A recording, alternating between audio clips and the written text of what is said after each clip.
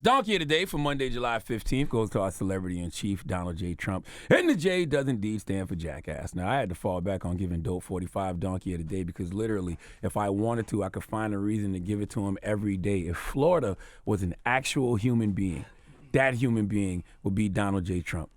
You know what? I'm sorry, Florida. That was harsh. My apologies. I take that back. That was just cruel and unusual punishment. I'm just simply trying to say the same way someone from Florida can get Donkey of the Day every day, so can the celebrity in chief, Donald Trump. Now, yesterday, Trump spewed what CNN is calling his most openly racist rhetoric yet when he took aim at the squad, all right? 4 liberal congresswomen who ain't scared, all right? Some of the only few Dems on Capitol Hill who don't seem like cowards, okay? AOC, Alexandra Cortez, Ayanna Presley, Rashida Tlaib, and Ilhan Omar, okay? First of all, drop on the clues bombs for those 4 young women, all right? I respect their fearlessness. They are disruptors, all right? The old Dems on Capitol Hill don't understand how they get down, but those young ladies are ready for war. And the Bible says old men for counsel, young men for war, in this case, women. What the old Dems like Nancy Pelosi should do instead of chastising these young women, trying to control them, disrespecting them, what they should be doing is letting them go to war, and the old Dems simply give them counsel because those young ladies are not afraid to say what needs to be said in regards to Trump and his administration. To explain it quite plain, what's going on in Washington is boys in the hood. All right, Trump and his boys smoke Ricky. All right, AOC, Omar Presley, and Tlaib are Doughboy and them down the ride. And Nancy Pelosi and a lot of the other Dems are Trey asking Doughboy to let them out the car. It's that simple. Now, Donald J. Trump, being the old, rich, white, privileged male he is, cannot stand for any type of color to challenge him. How dare these women of color even speak out against him? I am the almighty white man. Who the F are you? Now, would you like to hear what his tweet said? Let's go to CNN for the report, please. President attacked the congresswomen in a series of tweets, writing, quote, "So interesting to see progressive Democrat congresswomen who originally came from countries whose governments are a complete and total catastrophe." He added that they should leave to go back to where they came from.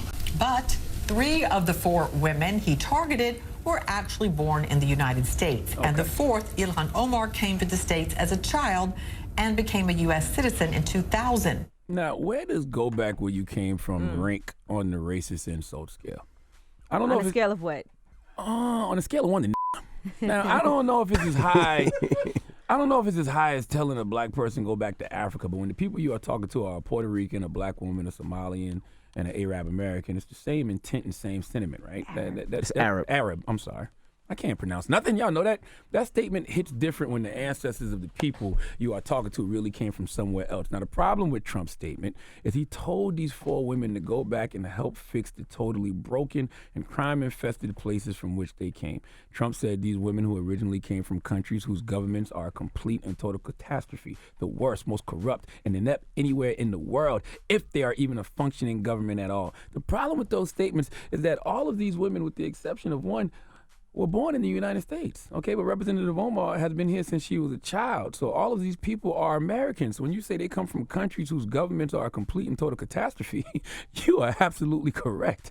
And when you say the governments they come from are the worst, most corrupt, and inept anywhere in the world, if they are even a functioning government at all, you are correct again, sir.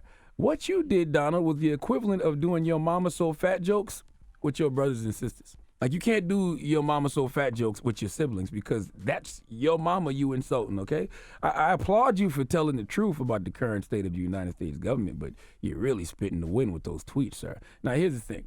I'm not about to be outraged because Donald Trump said something racist. I'm past that. If that still shocks you, then you haven't been paying attention. All right, when someone shows you who they are, believe them. And the celebrity in chief showed me who he was a long time ago. So calling Donald Trump a racist, that's not a hot take. That's stating the obvious. Calling him a racist isn't going to keep him out of office in 2020 because the people who voted for him either A, don't care that he's a racist because his racism doesn't affect him at all, or B, they are racist too. So calling him racist ain't hurting him at all. Nobody cares. What we need to be calling Trump, based off what's in the Mueller report, is a criminal.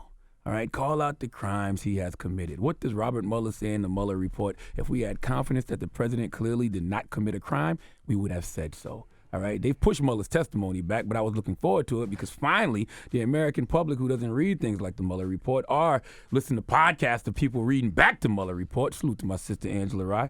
She did that, available everywhere you listen to podcasts. But if you have listened to the Mueller report, pro-impeachment Democrats were looking forward to Mueller's testimony because it would finally give Dems the soundbite they need to impeach Trump, even though it's enough in the report to get impeachment proceedings going. But that's the only thing that's going to hurt Trump. Impeachment, all right? He hates women. His base doesn't care. He's racist. His base doesn't care. But treason?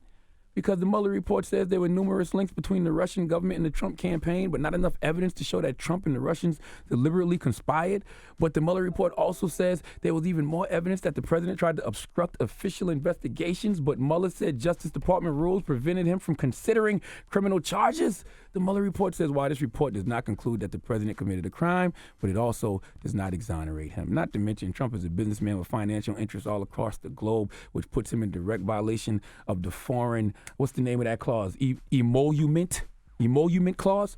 Google it. All right. Basically says you can't be president and have all those businesses. All I'm saying is it's more than enough to start an impeachment investigation. Now, we all know impeachment won't happen because the Republicans in the Senate won't allow it, but you have to do it to show people what's right and what's wrong. You have to set a precedent that this isn't how a president should move or operate. So calling Trump a racist, that's cool. All right, that's what he is, but that's not going to get him out the White House. Call him what he is, a criminal. He has committed crimes. He is a felon in chief, okay, a president felon.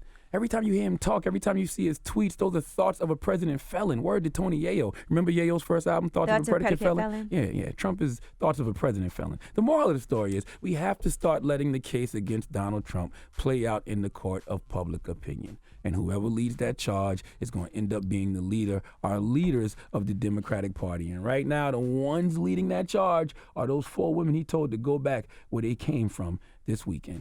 Please let Kathy Griffin handle my light work. Please give this giant jar of mayo the biggest hee-haw. All right. Well, thank you for that donkey today.